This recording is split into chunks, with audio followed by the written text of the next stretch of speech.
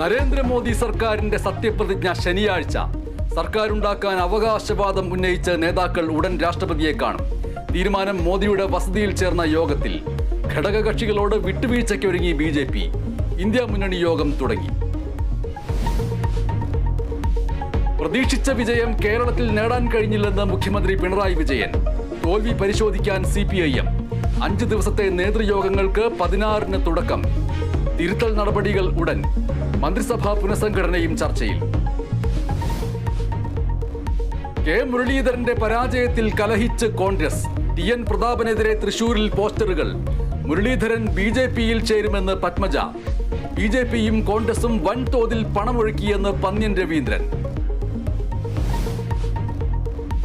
Kasaragod കാറെടുക്ക society തട്ടിപ്പിൽ മുഖ്യപ്രതി കസ്റ്റഡിയിൽ.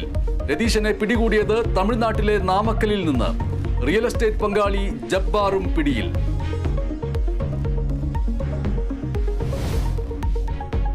പോലീസ് നോക്കി നിൽക്കെ CPIM-ന്റെ അക്രമം. കൊല്ലത്ത് യൂത്ത് കോൺഗ്രസ് പ്രവർത്തകരെ പോലീസ് സ്റ്റേഷനിൽ കയറി മർദ്ദിച്ചു.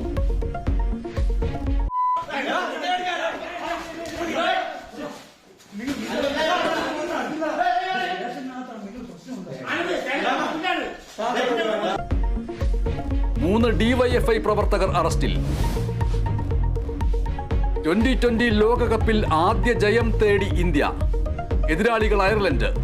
മത്സരം രാത്രി 8-ന് ന്യൂയോർക്കിൽ.